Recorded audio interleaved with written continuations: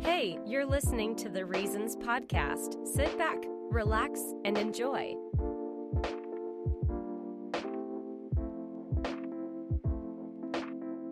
All right, what's up, people, and welcome back to the Reasons podcast. And today we kind of have a recap episode. It's more like a recap of what's gone on and kind of an insight into what it's like to be a self-made sports journalist, which is essentially what I am now. I obviously, it's difficult to just say something like that because by that logic, you could just say you're anything. Like, I'm a self-made astronaut because I'm learning how to do some astronaut stuff. But I have realized that in terms of, or when it comes to trying to do something or get better at something, the more you tell yourself that you are that thing and you kind of just have to pretend that you are that thing, the better you actually become at it, because it kind of becomes part of your personality. It's, I think I was reading something, which is, ever since I finished uni, it's rare for me to actually be reading stuff. But I read that, when you're trying to go to sleep and you pretend to be asleep and then all of a sudden you sleep and you wake up, you can use that kind of, you probably heard it, you can use that kind of thinking in regular life. Like, I can pretend, in quotation marks, to be a sports journalist, and by pretending and over and over and over again, now I'm a sports journalist. You know what I mean? It's like those people that say you have to fake it till you make it. I think that's kind of what they're trying to get at. Like, you pretend to be something so much that you begin to believe that you are that thing, and other people do too, because what kind of weirdo would say, hey, I'm a sports journalist 800 times and not be a sports journalist, right? So I kind of wanted to get on here and just give you guys an insight into what it's been like, because that's essentially been why the podcast has been missing for, I guess, it's been like 6 weeks, I think, since I did the last one. And it's a multitude of reasons, really. I've been going to work a bit more because I realize you actually, as much as after university, if you take a gap year or a finding yourself year, or, take some time to try and do something you're passionate about, like, you still have to have money, bro. Like, you can't, you know what I'm saying? Like, you'll see people on TikTok, they'll be like, yo, just go all in. Like, sure, like, you can go all in, but you you still have to have money. Like, you can't just not have money. That's important. Like, you can't make it work. Do you know what I'm saying? So I've had to go to work a bit more. I've had some things that have been like non-negotiables, like my graduation. We had some stuff in the family, like, had to be in certain places at certain times. So my mind has kind of been all over the place, but mainly I've been trying as hard as I can to become better at producing content. And I think this took a turn when I was writing an article about recency bias, which was the topic of my most recent YouTube video and one of my most recent short form videos, recency bias in sports and how it affects the way that sports are covered and whatnot. And I think when I was writing that, and I was talking about how in sports coverage we should likely forget some of the recent events, or not forget them, but try and put them in proper context and not come out with articles every single day or come out with a show like First Take every single day. We should actually sit back and think about what those things mean in the wider picture. I realized that me trying to write 3 articles a week just for the sake of doing it is likely not adding as much as I think it is to the industry, right? Those things are not actually valuable because I'm not putting time into them. I'm not putting as much effort as likely I need to for those things to actually be valuable. So that video took me, so I wrote an article for it, put that on my website, and then made a video for it, and then edited the video. That entire process of writing the article, writing the script for the video, then recording the video, editing the video to a quality that I thought was good enough, took me 2 weeks. And in that 2 weeks, I learned so much about editing, recording, writing, structuring, how all of that stuff works together, that I guess podcast kind of just was put on the back burner a little bit. And I definitely don't want to make a habit of that, because I really do like the podcast in the sense that, like, I get to kind of just, not that I'm not being myself when I do everything else. Like, in my articles, I try and keep as much personality, as much as it's a bit more formal. I try and keep as much personality as I can, because, that's my calling card, that's my hall sign or my hallmark. And the same in my short form. Like, as much as I want it to be engaging and, retain viewers and whatnot, at the same time, like, I want to be me. Like, I don't want to make it being somebody that's not me, if that makes sense. So as much as that is the case, like, the podcast is definitely the place I feel most comfortable. Like, this is, so in this setup, for those of you who are watching the video, right, the setup is a little bit different. I have a new mic. Shout out to my friend Jamie. He upgraded his mic, so he was like, "Hey, do you want this mic?" And he gave me a massive discount. I think this thing is normally like a few £100, and we did a deal. You know what I'm saying? So this is the first time I'm trying out a bunch of stuff. Like, I'm recording the video and the audio separately. That's why I keep looking over there. If you can see, I'm looking to see, like, if my laptop's gonna blow up, because figuring this whole thing out has been really frustrating, but so fun, like, engaging, right? Because I'm learning new stuff about audio softwares and whatnot. And the podcast is the place where I feel most comfortable to do that stuff. It's like, if this whole thing isn't perfect, like, if the audio doesn't perfectly line up with my sound or with my video, then I don't feel as bad. I don't feel so much pressure to do well. And I think that's because, and I'll get into what kind of goes into trying to make yourself a sports journalist. But, like, when I say to somebody, "Hey, have a look at my portfolio, have a look at my articles or my YouTube videos," those are actual things that people will judge me on when it comes to, I guess, maybe giving me a job, or, looking at me as being somebody that's valuable to the industry, if that makes sense. So the kind of pressure I feel when I record a YouTube video or edit a YouTube video or make a TikTok or reel, I don't have that with the podcast. So I definitely want to make a habit of doing this more consistently, or just doing it more, just because it's really good for you mentally, and I guess mentally, or I guess professionally as well, to remember that the profession is not just the stuff that you are putting out for people to judge you on, right? Or putting out for people to see you and maybe give you a job, that kind of thing. You have to remember exactly why you're doing it. And I love coming on here and give you guys some insight into what it's like, how I'm doing, that kind of thing. Because I definitely think it's valuable, not just for me to get that stuff out, but for you listening. Because I remember when I first started the Reasons podcast, the reason I started it was because I wanted other people who had passions or things that they wanted to talk about to feel comfortable doing it, right? And I feel like it would be a disservice to the literal reason that this podcast exists if I didn't, take an episode a month, or an episode every 2 months, or even just an episode whenever I feel like it, just to be like, "Hey, look, this is how it's going. This is why you shouldn't give up," or "This is how it's going to be difficult." So essentially, that's what has been going on since the last episode of the Reasons podcast.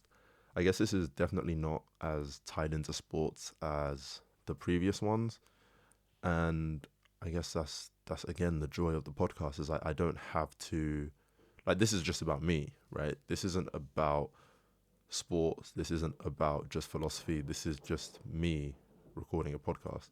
And just, if you can hear background noise, just first of all, just know that this is the most makeshift setup ever. Like, in terms of, I have no idea if stuff is going to work. I have no idea what you guys can hear. You can only do so many test runs before you just record. So if you could hear guys in the kitchen, guys upstairs, the boiler, then I guess I'll know afterwards. But anyway, yeah, I wanted to get into what the experience has been, what, like, some of the positives and negatives of it are, like, doing this thing on your own, because I think that's the main thing, right? That's the main thing about basically everything I've done in terms of creating content and trying to make sports journalism work, is that I'm doing it on my own, right? That's kind of my unique selling point when it comes to my content, is that I'm not working in a team. I don't have an editor. I don't have a videographer. I don't have like a writer. I don't have an animator. Like everything that I produce, I did on my own. And that's not some like, oh my God, I'm so cool, I did it on my own. It's more of like I don't, like, I had no idea how to do it, so I just started doing it, right? I had no idea how to find someone to become an editor, so I just learned how to edit on my own. I had no idea what the difference between a philosophy essay was and a sports article was, so I just started writing them and figuring it out on my own. So that, I guess, is something that I've been able to leverage into like it being my own piece of content. But there are like three main prongs, I would say, into what the experience has been like.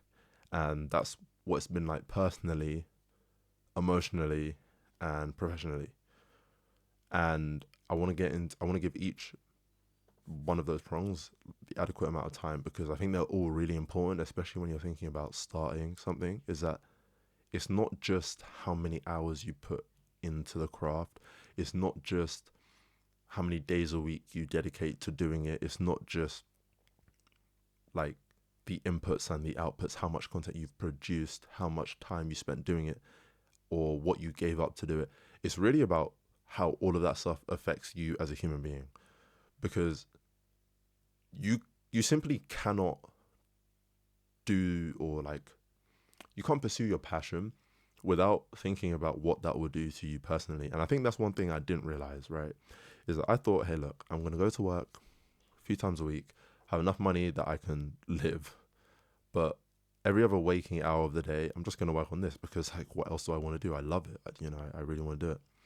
But personally, so I'll start with what it's been like personally. Personally, that it does a lot of stuff to you in terms of your mental makeup, in the sense that like there are some days you simply cannot work, or there are some days where you simply produce bad work.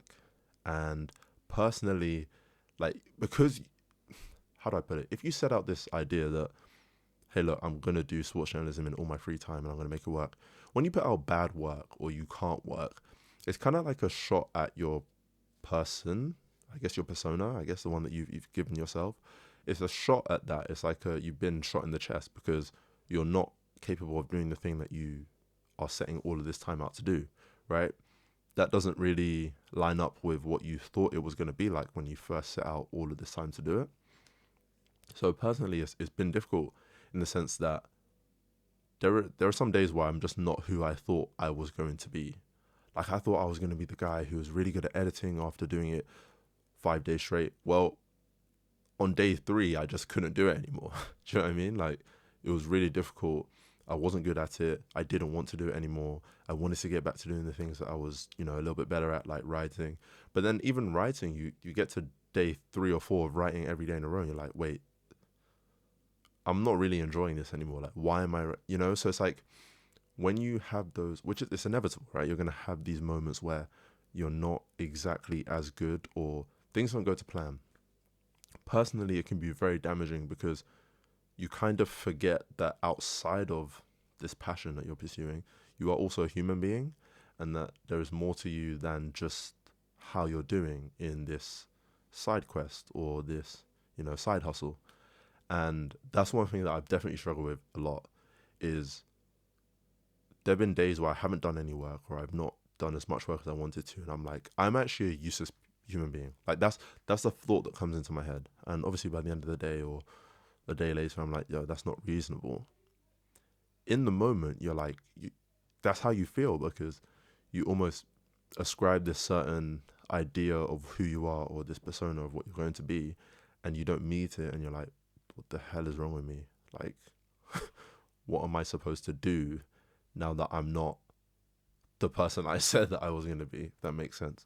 So personally, it's difficult in that sense. But at the same time, it's not all doom and gloom, because you also feel so fulfilled when, not even just when you do good work, just when you do any work, right? Because you have an identity, you have something that you're working towards.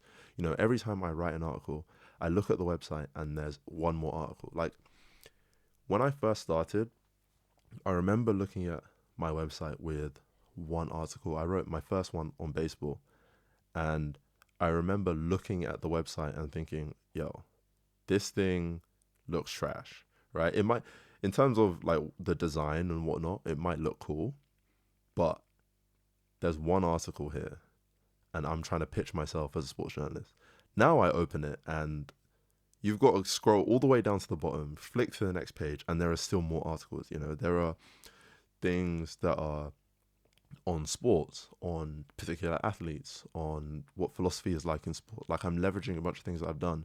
And personally, that feels fantastic because I have, like, this is now who I am, I guess. Like, at university, I was, I guess, a student. Like, yeah, I loved my course, and I played basketball, and I loved playing basketball. And, you know, I was pretty good at both of those things. So I had that kind of identity. But, you know, it wasn't something that, like, I didn't wake up every single day wanting to work towards getting a first class degree or a master's degree, right? It was something I did because I really enjoyed it and I knew it was going to be good for me in the future. So I did it. The same with basketball. Like I really loved it, and I'd go shoot around like 4 or 5 times a week. Like, I was trying to get better, but there were some things that I wouldn't practice. Like, I wasn't going and doing left hand dribbling. I guess maybe I did a little bit, but like there were some things that I didn't practice. You know, like I wasn't doing everything I could to be the best. Like, that wasn't my personality. It was just something that was part of me. But this is like, as much as this, like I said before, you shouldn't make it your whole personality. Doing this whole sports journalism stuff, running a website, running a YouTube channel, making reels and TikToks, learning how to edit, learning how to color grade. Oh my goodness, learning how to color. I think that might be the best thing I've learned in the last month, is learning how to color grade. And I still don't know everything, right? Obviously, I don't know everything. I've only been doing it. I've probably only done it on like 3 or 4 videos. But the difference in quality that I feel my videos have now that they're color graded is like tenfold, right? And the fact that all of these little things that I'm learning, how to use plugins, how to render things in place, how to use compound clips, all of that stuff are all facets of my personality. So personally, I feel much more valuable because almost everything that I'm doing is adding value to that personality. So in that sense, personally, it's been really good. As much as I spoke about the bad, you know, sometimes you feel really down because you're not producing as much as you wanted to. You're not doing as well as you thought you would, given the fact that it's very easy to say, hey, look, I want to be a sports journalist. I'm going to write 3 times a week. I'm going to edit 4 days a week. I'm going to produce 5 pieces of content this week.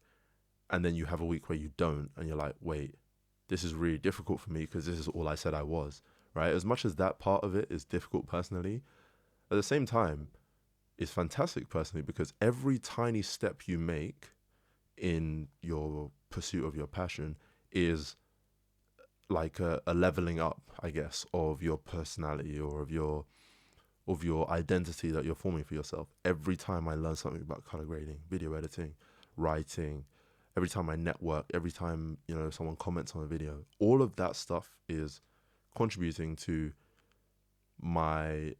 the value of my identity, or the value of the time I'm setting aside to do this. So obviously, like everything in life, there's balance, you know, with good, there's bad. But overall, it's been really good for me to actually have something that I want to do every single day, right? Even if I don't do it that well. When I begin the day, I want to do work. Like when I begin a day that I said I was going to write, I want to write. Even if by the end of the day I didn't write anything, I want to do it. I didn't have that with uni. Like some days at uni, I don't want to do it. Like I might not do it, I might do it, but at the beginning of some days, I didn't want to do it. Same with basketball. Like some days I didn't want to go to practice. I don't think I've had a day since deciding that I wanted to make this passion a real thing. I haven't had a day where I didn't want to do something, right? Like, or I didn't initially want to do it. Like even the days where I say, oh, I don't feel like writing today. When I don't write, I felt a little bit guilty. Do you know what I mean? And I wouldn't feel guilty if I didn't feel like I wanted to write. So subconsciously, you know, there's still that. So that's how it's been personally. But I wanted to go on to, I think I'll probably finish with professionally because I think that makes the most sense. to end on that bit, or like that be the third prong, because it's probably the most important when it comes to what you guys can learn from it. Just because if you're trying to find a job or trying to work with people, I guess that's, most important. But I did want to touch on what it's been like emotionally, and that's not just to, make it seem like some like really big deal, but I think that's just because of who I am as a person. I'm a very emotional person. Like, I mean, some of my podcast episodes, I've been like super, super, super emotional about stuff. I guess that makes it sound bad. Like I'm not crying, but I'm very, I guess I'm in tune with my emotions. Like I know what emotions I'm feeling and why. So it's very easy for me to talk about them. So I know that this whole process has been strenuous on me emotionally, because it's very, very like case to case. It depends on what your passion is, right? If your passion is being, I don't know, you want to be a presenter on BBC or something, like your experience is going to be completely different to mine, because you're going out and talking to people, whereas the emotional strains that I've had have been the fact that I have not been as social as I was before. So obviously I'm at home a lot. My desk is all pimped out now of all this fancy stuff that I'm buying: lights, mics, keyboards, iPad stands, all of this stuff to help me do my work, right? And I'm at home a lot. I go to work and I don't particularly enjoy work that much, because I'm not really friends with many people at work, as in like, I don't see them outside of work. So some of my friends have jobs. I'm not, at work all the time. I'm at home a lot. I play sport, so, I play basketball, I play football, but, socially, I'm not doing as much as I used to. And for me, that's a little bit problematic, because sometimes it's kind of difficult. Like, you're at home all the time, you're on your own. Like, it's difficult to keep like an emotional, I don't know what the word is. Like, I don't know how to really describe it. Like, to be level-headed emotionally, if that's even possible. Because you experience some lows that are like, bro, I've not seen someone else in like 3 days.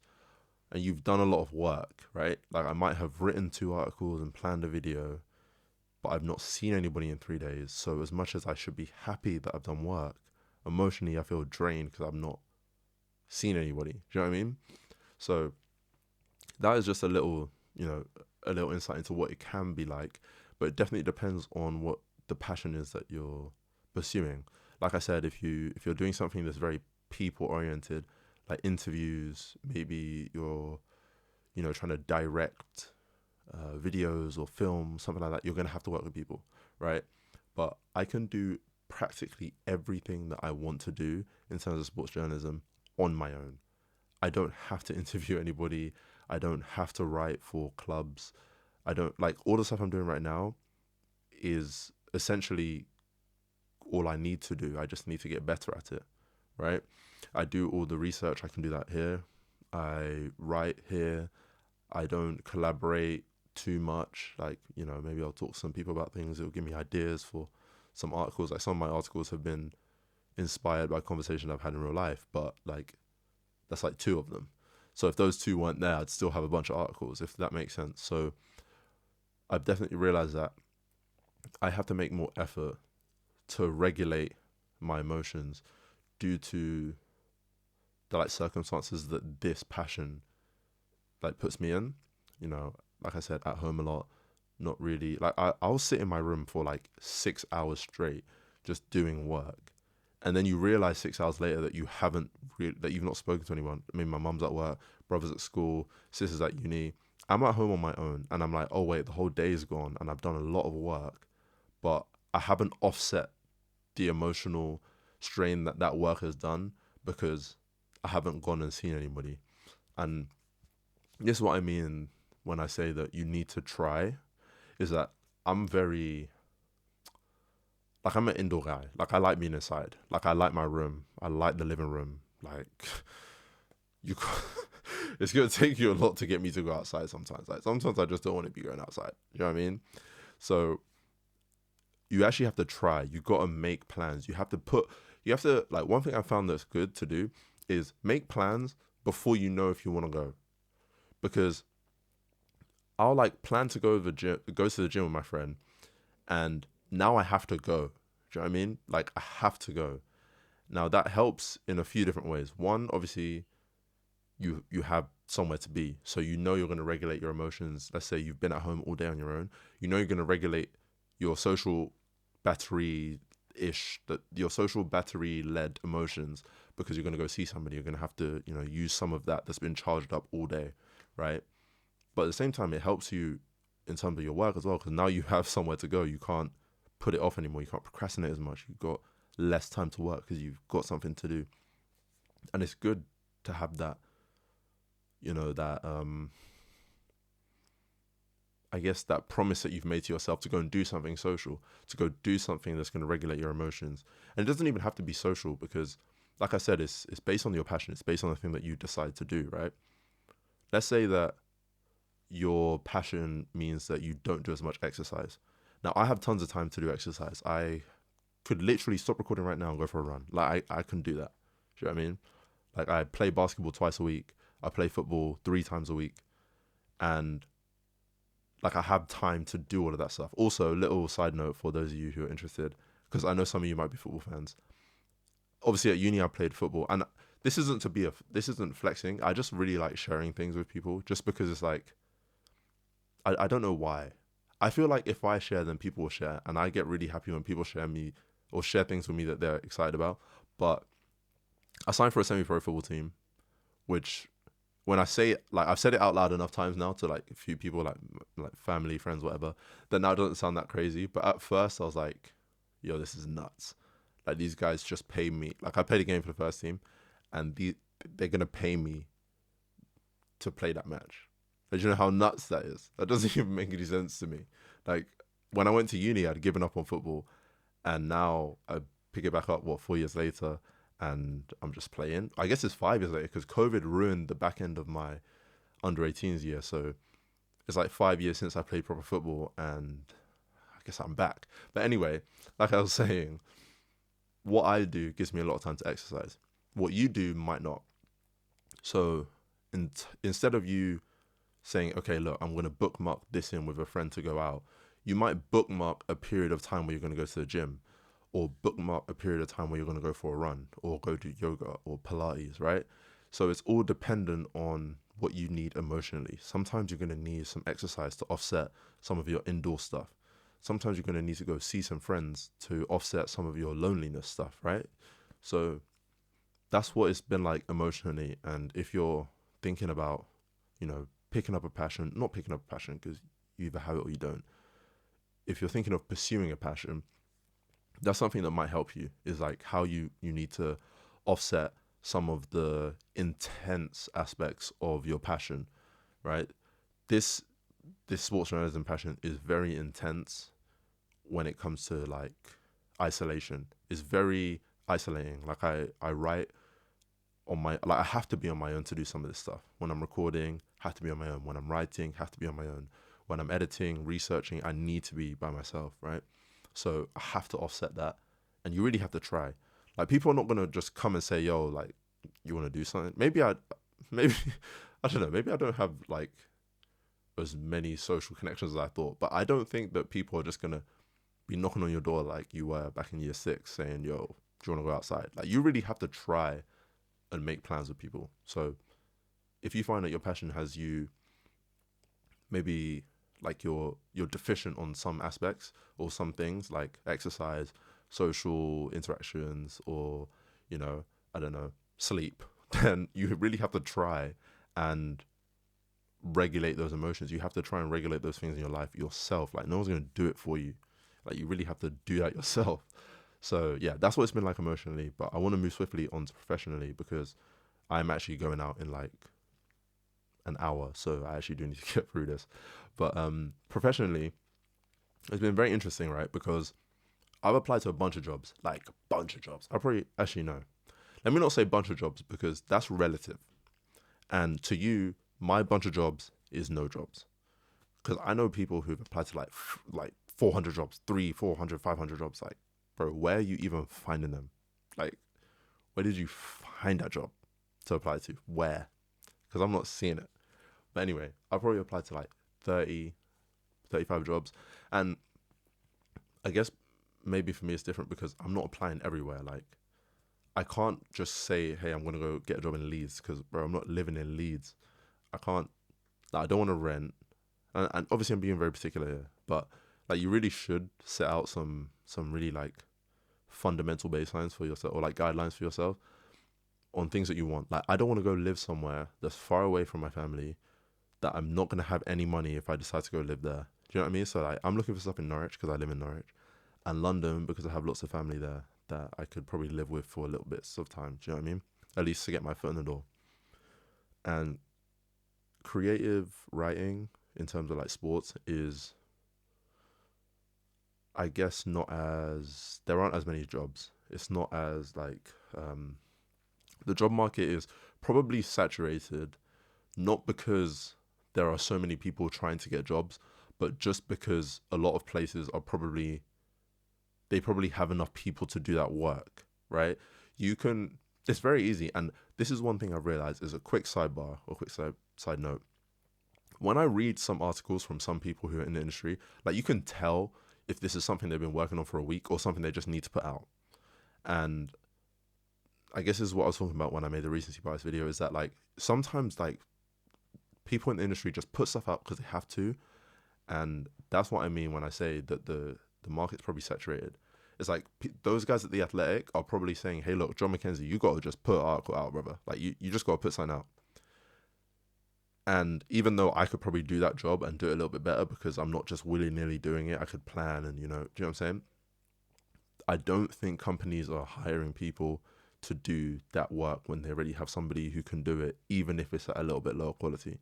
So I've applied to a bunch of jobs, and one thing I will say is that building your portfolio will do a lot more for you than like being good at applying to jobs.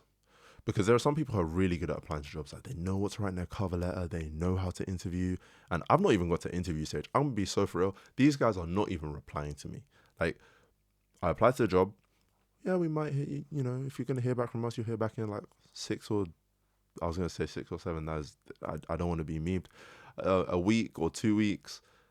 I'm not hearing back from them ever. Like, ever. They don't even, I think I received 2 emails saying unfortunately of all the jobs, and one of them was some consultancy nonsense that I just applied to because I was in an existential crisis that like I was gonna die because I had no money. Do you know what I mean?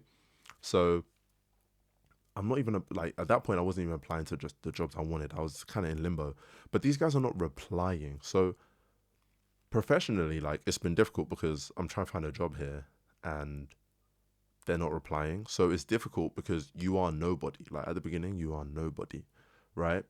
That's why I think building your portfolio or trying to build like a following or something will be more important for you than knowing how to interview. Because like I said, they have enough people in the industry, like in their company, they have enough guys to write the articles. Writing an article doesn't take much time.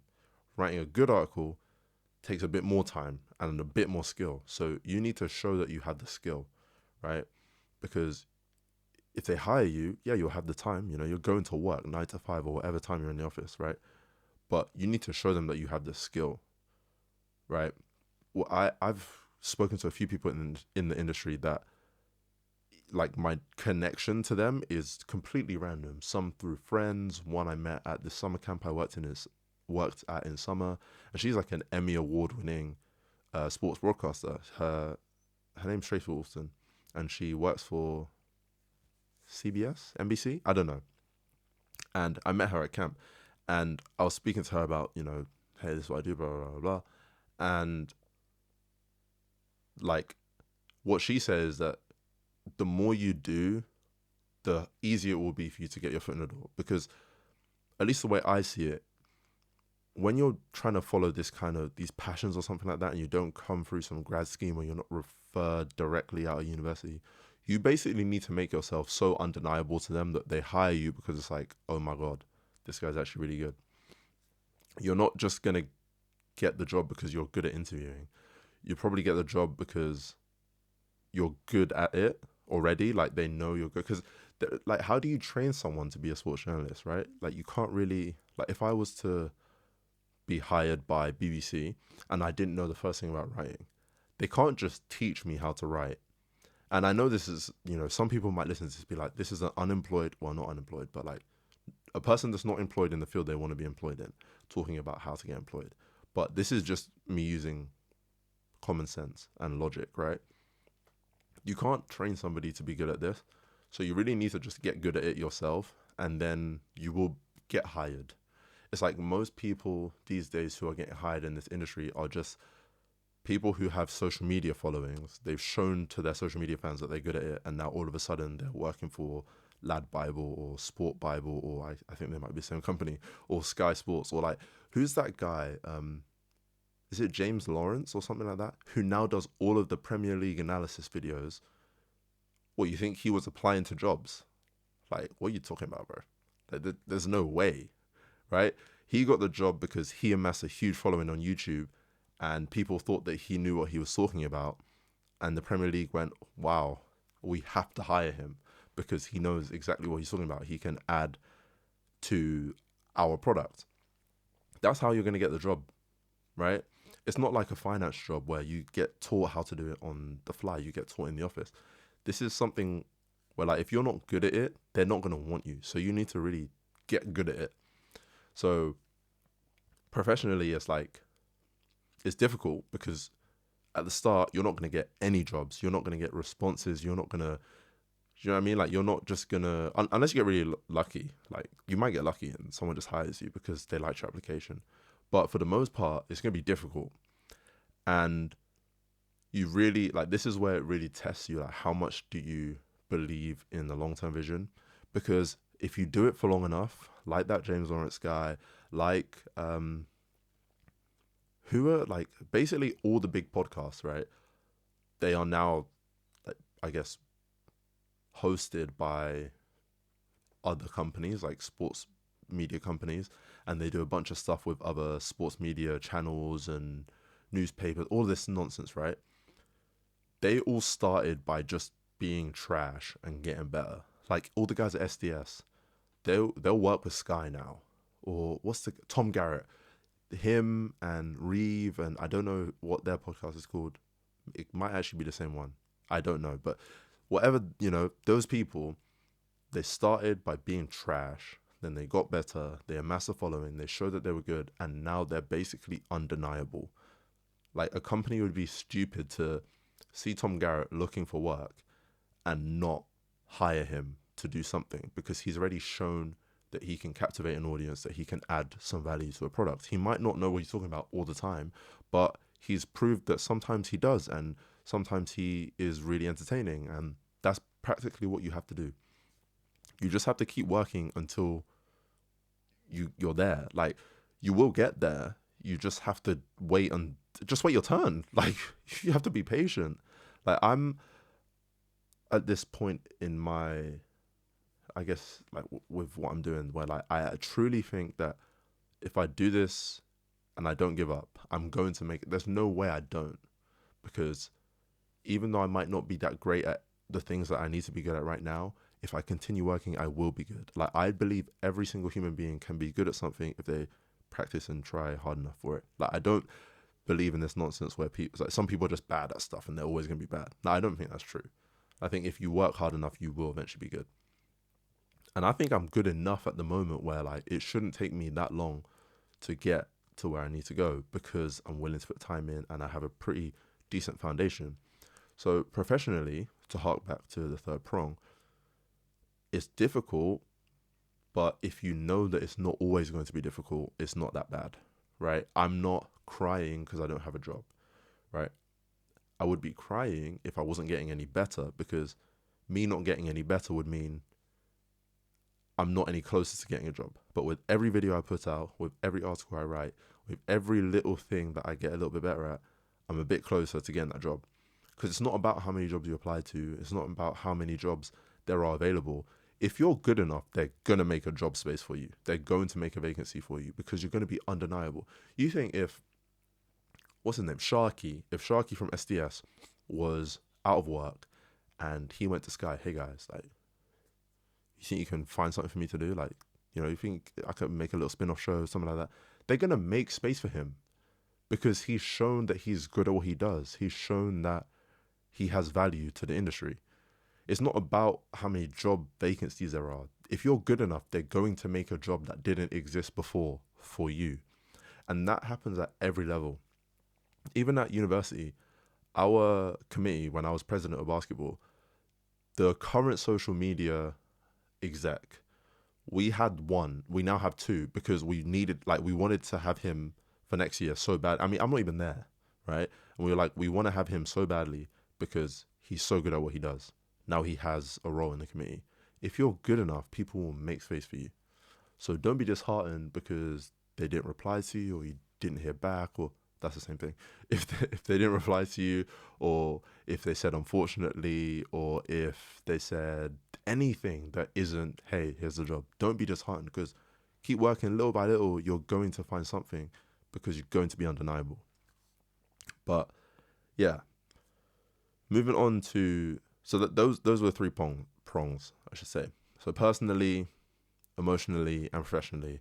Personally, just to recap, sometimes it's very difficult because when you have bad days, it feels like your entire identity is fake, right? It feels like your entire identity, you're not even living up to that, and you are the person who gave yourself that identity. But on the flip side, every tiny thing you do, learn how to color grade, learn what a LUT is, learn how to use DaVinci Resolve, learn, how to touch type. Like I learned how to touch type. Now I can touch type really quick.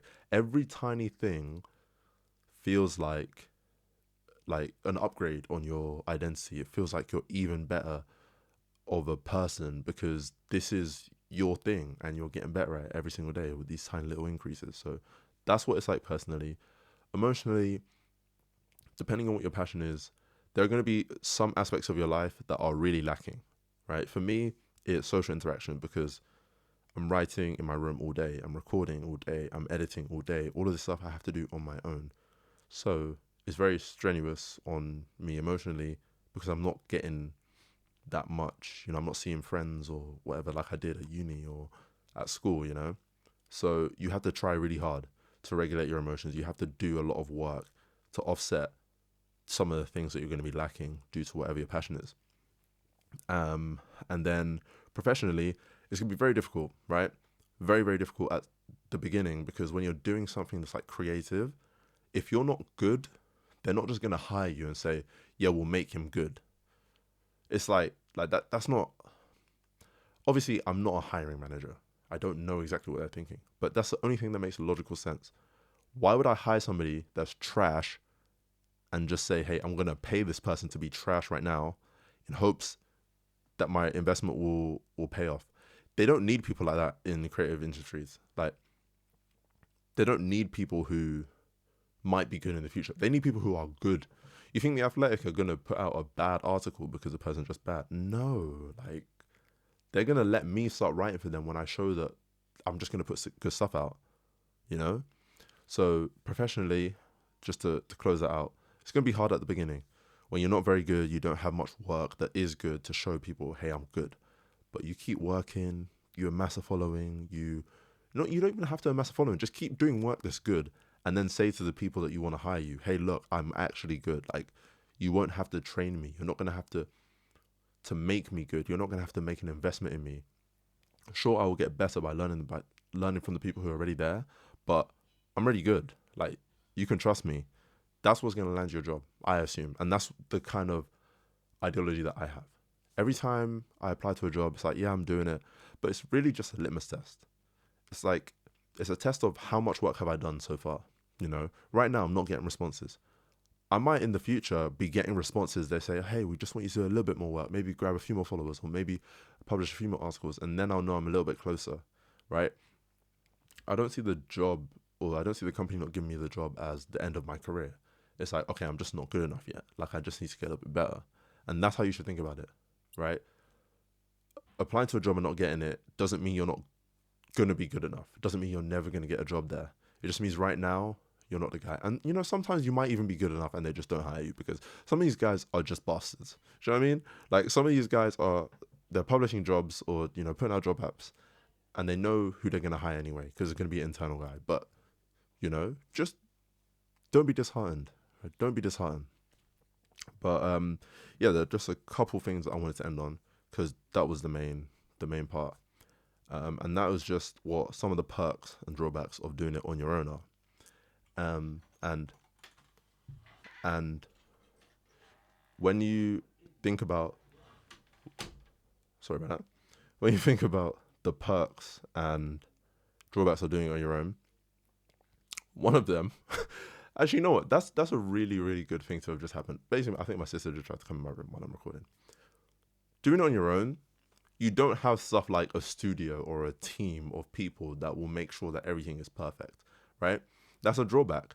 I don't have a soundproof room. I don't have family members that will listen to me when I say, hey, look, I'm recording. But at the end of the day, like, the joys of doing it on your own are that you have complete freedom, right? I can turn the camera on whenever I want.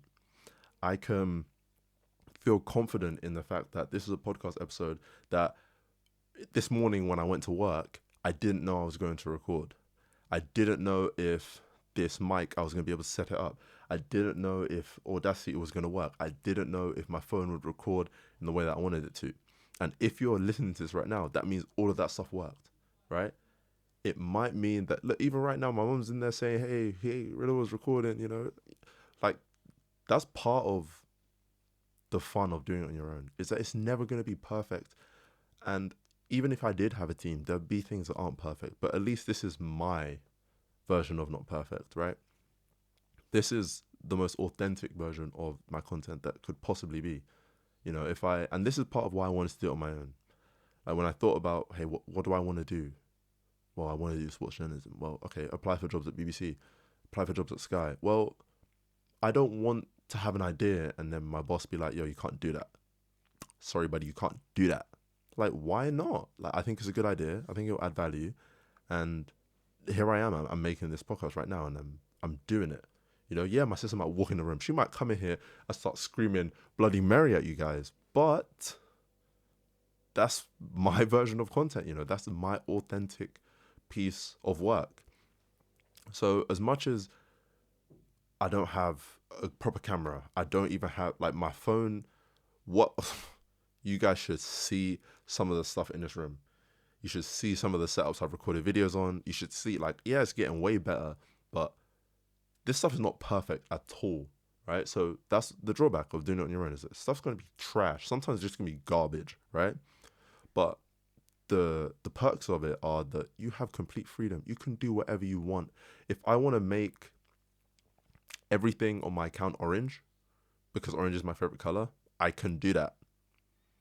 If I wanted to make the BBC's logo orange, I'm getting sacked. Do you know what I mean? Like, I have complete freedom to do whatever I want.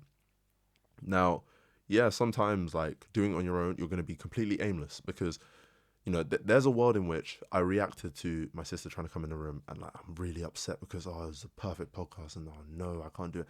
I'm just so trash, blah, blah, blah, blah. And you feel aimless, or you feel like, you have a fear that people are going to think it's bad. And don't get me wrong, I have that some days. Some days I'm like, wow, I'm fearful for what the comments are going to be on this video. Like, I'm fearful for what people are going to think if I leave that slip up in.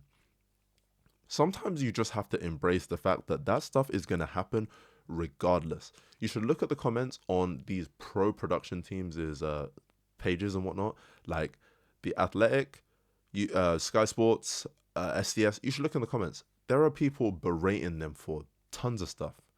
So no matter how perfect your setup is, how perfect your team is or whatever, it's never going to be perfect anyway. There are only so many people that can comment bad things anyway. So if you're going to get that everywhere, why not just make it your own? At least then, you can be content with the hate comments or the comments telling you you're trash, right? If I was working for BBC, I put out an article that was heavily edited by my manager, or not heavily edited, but like he said, hey, you got to change this, you got to do this, you got to do that. And then someone said, yo, this is trash. Bro, I'd be mad as hell. Like, what do you mean this is trash? Well, if I'd done what I wanted to do in the first place, maybe it wouldn't be trash. Do you know what I mean? So now at least I can live with everything. Someone says my thing is rubbish, fair enough. Someone says my thing is fantastic, I feel even better, you know? So that's part of doing it on your own, right? When you do it on your own, you have complete control of everything. Might be worse quality, but at least it's yours. And just to close out, because I feel like I've explained almost to a T what this whole experience has been like. It's almost like a therapy session for me, like going through the entire process, like when I started to today. Now, the only thing that I can talk about is the future and where I can even go from here. And to be completely honest with you, it's so difficult to think about the future because you simply, like in this passion pursuit, you don't even know what the next day is going to be like. Like I could wake up tomorrow and YouTube push my last video to the moon. And now I've got really big corporations in my DM saying, hey, we want you to work for us, right? But that could happen in 3 years' time. So when you look at the future, you kind of just have to look at what am I going to continue doing as opposed to where am I going to be. Looking at or trying to guess where you're going to be, it's so difficult. It's like if I post a video and I'm like, look, last video got 600 views, this one got 800. All right, this one's going to get 1,000. When you do that, it makes the work just less fun and it makes the whole experience just more robotic, right? A video could get 800 views, then 1,000 views, and then 200 views. But then the next one might get 3,000 views, and there are no patterns. It's not maths. There are no sequences to how this stuff's going to happen or how, you know, your life's going to turn out when you decide to start pursuing a passion. Like, sometimes this shit is just random, bro. And you have to find joy in the actual work as opposed to the output or the results of the work, I guess. The output is, forget that I said that word because that's the wrong word. You have to find joy in just doing the work as opposed to what doing that work gets you. And that's, for me, like the joy I feel when I edit a video and I'm like, yo, this shit is good. Like this is a good piece of work. That's enough for me. Like, sure, I don't want to be like, I don't want to be asking them at work, yo, can I have an extra shift? Like, I don't want that, right? Sure, I would love to have tons of money. Sure, I would love to have tons of followers, but I really just like the work. And if you like the work, getting, like I said about the professionally, like how it's been professionally, knowing that you like the work that much means that for the time being, when you don't have the money, you don't have the followers, it's fine because you know that you're going to keep doing it, which means that you're going to have that stuff eventually. And that's all it really is. Like, if I had to say what this process has been like in a short passage, I'd say that it's been very taxing, but very inspiring, because for all of the hard days and days where I feel like I'm useless and I'm aimless and I don't know what I'm doing and my sister's walking in my room while I'm recording and I restart a video and I cut out 10 mistakes, I have a day where I realize that I'm going to continue doing this every single day until I drop dead. And the fact that I know that I'm going to continue doing it means that the success is just down the line, right? It's like investing your money. Just to give a tiny comparison, right? Most like stocks and funds and like mutual funds, like the stock market has increased in value over time. Like it doesn't matter how, like if you look at the last 10 years, last 20 years, like it's increased in value, right? But you only really reap the rewards of that if you leave your money in there. If there's a market crash and you take your money out, you lost some money, you may have made a little bit, and you know, maybe I had a video that got 10k views, but then the next one got 200, so I was like, oh, let me take my money out. Let me stop making videos, right? But if I keep making the videos, I might have a video with 10k views. Like I had a video with like 80k views, then we dropped down to 2k, then to 500, then to 800, and I'm leaving my money in, right? I'm believing in the stock market. I am the stock market. I'm believing in the stock market. So I know that if I just continue putting bits of money into the stock market, bits of money, when I look back in 20 years, oh wow, the stock market went up over the last 20 years. And that's practically all that passion pursuit is. Believing in the work, believing in your dedication to the work enough to see the long-term benefits. Some people make it in one day. Some people put out one video, they have 10,000 followers and 1 million views. But for most people, like that's like with stocks. You might invest in a stock, you make 10 grand in one day. But for most people, you got to keep putting £100 a month, £50 a month, £100 a week, £500 this month, little bits. And then over 20 years, oh my gosh, I have 15K because compound interest and blah, blah, blah. You should think of the improvements that you make in your passion pursuit as bits of compound interest or little investments that you make in the stock market. Because over time, you're going to get so good at it because you've kept stacking 1% and 5% and 10% that even if you get a little bit worse, over time, you're going to get much better, right? You just have to keep your money in the stock market. Don't take it out because you lost a little bit. The stock price goes up and down every stack. Like if you go look at the S&P 500, it's going to go down and up 10 times in 10 minutes. You just have to keep your money in there. And keeping your money in there is continuing to produce content, continuing to believe in what you're good at.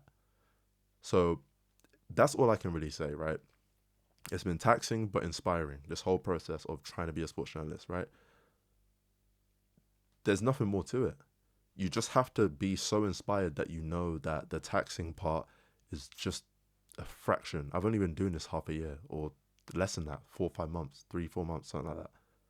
This is the little part, this is going to be a blip in 5 years, 10 years, So for all of you listening, like I said back in episode 1, if there's something you can do, something you want to do, just go do it.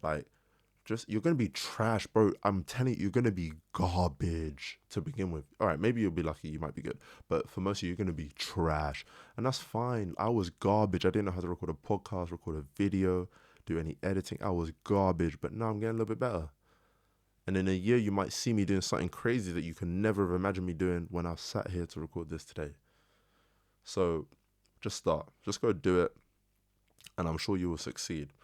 But yeah, like I said, I'm going out. So I'm going to go get ready to regulate my social battery emotions. And I will see you all on the next one. Peace.